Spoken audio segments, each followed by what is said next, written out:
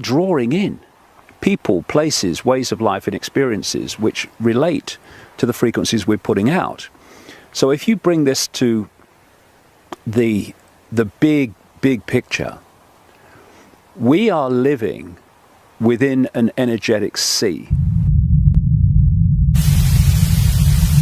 This is Luke Radowski of WeAreChange.org, here with the one and only David Icke. Last year we had a very interesting conversation. It kind of went viral on the internet where we talked about ayahuasca and DMT and the secrets of the universe. So I think it's only fair to kind of continue that conversation. And I was wondering, David... by the way, the last conversation was on a dirty wooden bench in this horrible little area, wasn't it? In Watford. This scenery here. This is a slight improvement, right? A great improvement that David has taken us out here to the Isle of Wight, and it's been amazing and beautiful. The weather's also great, which is very rare here for London. But spiritually speaking, you know, we all go on different paths. Since we last spoke, how is your path? What path are you on now? Well, I'm doing, Luke, what I've always done, which is follow my intuition and just keep putting one foot in front of the other, and where it goes, it goes. You know, all you can do is have the intent to do what you want to do, the greatest good you think you can do, and trust that that intent will bring towards you what you need to do to make it happen. And you know, there are a lot of myths about spirituality, that, you know, when you become spiritual, suddenly your life changes and you're walking down country lanes with, you know, butterflies flutting around your head and beautiful colors, and, you know, life's wonderful now because I'm spiritual. But actually, one of the things that I was told through a psychic when in 1990, right at the start of my conscious start of this journey, was the spiritual road is tough and no one makes it easy. Yeah. And so there is another myth that the awakening means that your life becomes perfect in your view of perfect. But actually what awakening means is tearing down the layers of programming and perception that hold you in servitude to ignorance. And so there are many times in my life, and they continue, and I'm sure you've absolutely been through the same, where you have challenges and you think, well, what the hell is this all about? But if you look deeper into it, even though it's an experience you might not like, there's a gift waiting once the penny drops. Because I saw a quote today, funnily enough, about your greatest teacher is your last mistake.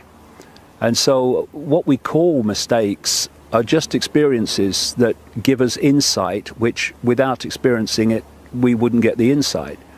So, you know, you become a bit blasé about it in the end, because you've been on the journey for so long, and it's like, you know, you're going, well, then there's a problem, you've learned from the problem, you go higher.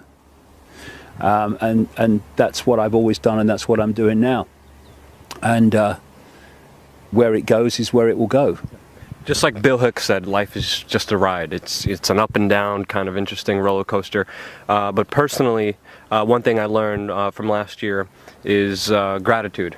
And being grateful for what you have every day now. Before I go to sleep, I write down 5 things I'm grateful for, and really putting out the intention of just being happy with what you already have. And if you think about that, it kind of brings in more of that into your life as well. It's a very interesting kind of understanding, interesting kind of paradox. But I know intentions and putting your thoughts to something is extremely important. We know that it could be used for dark and light, but what is your understanding of the power of intention? Well, first of all, there's another quote, if you're not happy with what you've got, you won't be happy with what you want. Or if you're not content with what you have, you won't be content with what you want, because it is a state of being. You get these people who get up with the sun every morning, to earn more and more money, and by the end of the day they earn more and more money, but they're no happier and no more content. I mean, so, you know, it's very true. Intent, I think, is an extraordinarily powerful energy, and actually it comes back to what I was just saying earlier. If you put out an intent, I want to do this, well, what will happen is, because that intent is a frequency, everything is a frequency, that intent has its own frequency, whatever intent it is. And so other frequencies that sync with it will start attaching to it. And we call these frequencies, these energy fields, people, places, ways of life, experiences, etc. And so when you put out an intent and say, this is what I want to do, this is what I want to achieve, well, what will come back is what you need to achieve it. And we're coming back here to, there'll be fluttering butterflies as I walk down country lanes of beautiful colours, because what comes back when you say that is what you need to achieve the intent. And almost every time, what is needed to achieve any intent of greater awareness is deprogramming programmed awareness. And so what comes towards you is often your worst nightmare sometimes. Anyway, and people who are pains in the backside, people that disrupt your life, bring about upheavals and stuff like that. And if you see it in that one-dimensional sense of the experience, you start feeling sorry for yourself. Look, I just want to be spiritual, and I want to do some good, and my life's falling apart. What's going on? Well, what's going on is what you need to get the insight you want.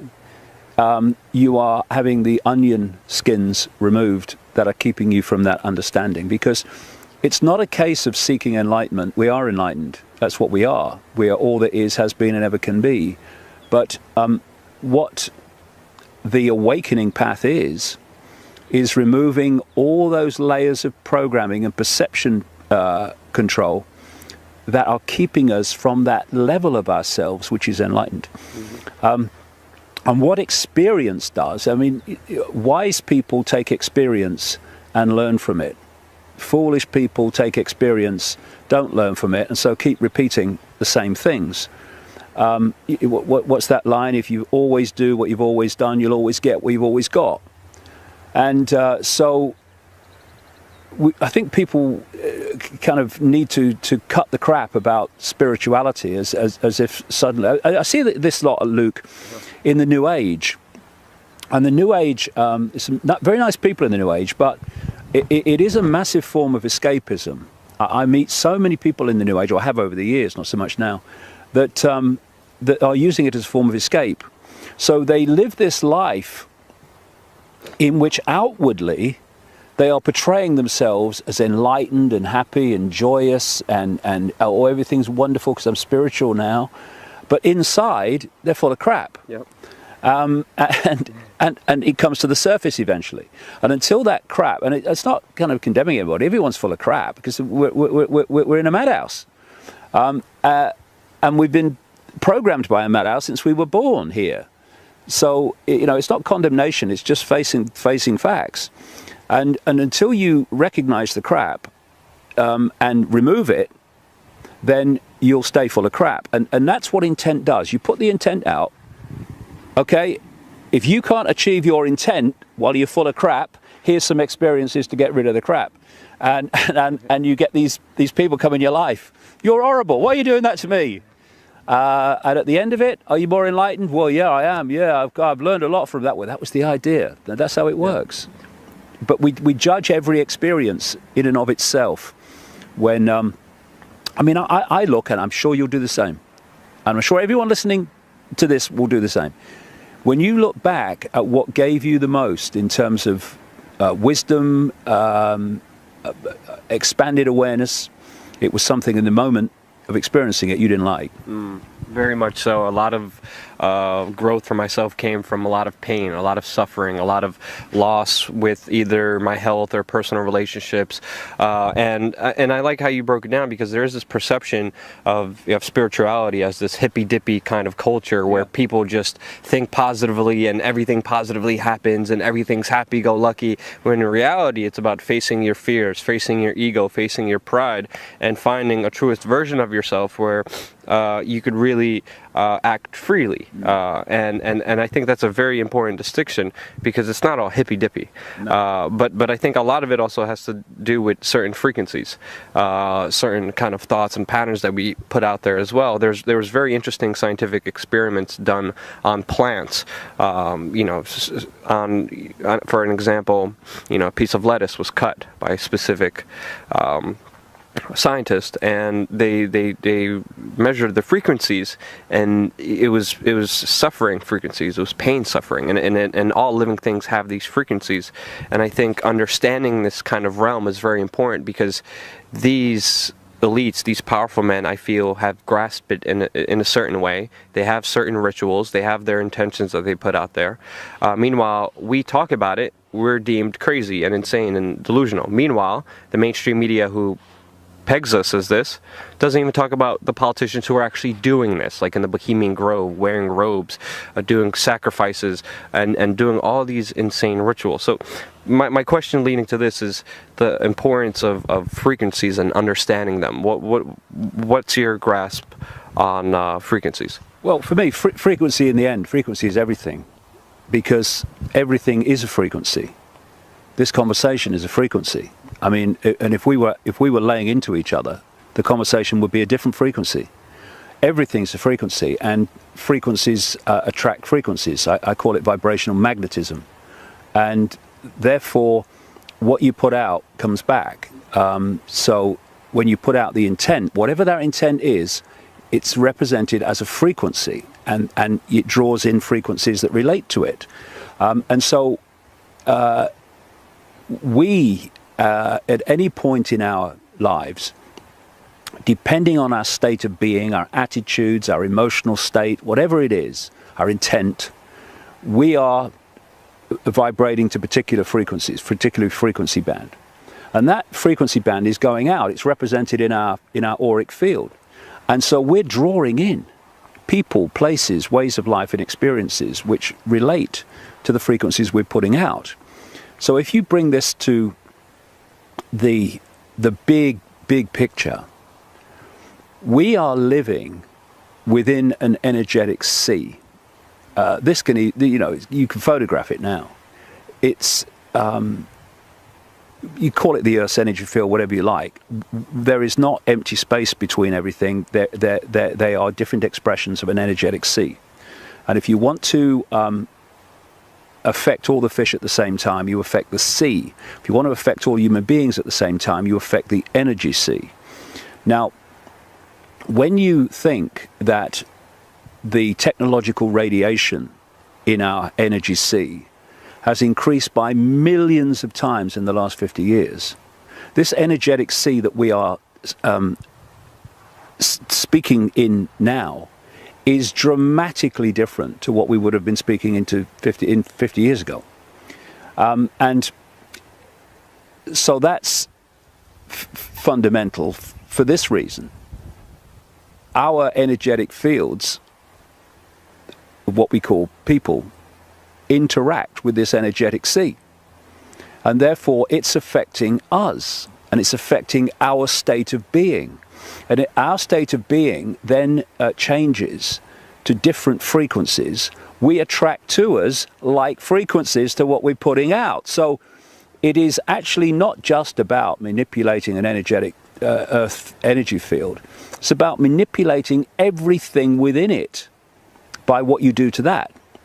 And I came across a document a few years ago, written, it was said, by a leading Australian Satanist, as he knew he was dying, and it wasn't like an admission of, oh, I'm just saying I'm terrible. I'm so sad that I did it. No, he was actually glorifying it in many ways, but he was explaining how it worked.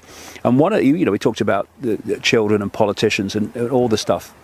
But one of the things he said is that they go to particular points within this energetic sea, and a lot of these points are pointed out really by stone circles, standing stones, ancient earthworks, often churches, because churches were built on, many churches were built on old pagan ritual sites, and thus the church is on one of these vortexes within the energetic sea. And he explained how they do rituals at those points repetitively. And as they do them and do them and do them and do them, it changes the nature of the energetic field. It pulls down its frequency. Now, I've been saying for a long time that this world is ultimately manipulated by entities that operate beyond human sight. Christians call them demons. The Islamic and pre-Islamic world, where it came from, call them jinn. There's many names from around the world. The Gnostics, the ancient Gnostics, called them archons. And it makes me smile, Luke, when Christians kind of condemn me for talking about this stuff. And he talks about reptilians, he's mad, he talks about entities. So what about these demons in your Bible then? What are they all about? It's written in the books.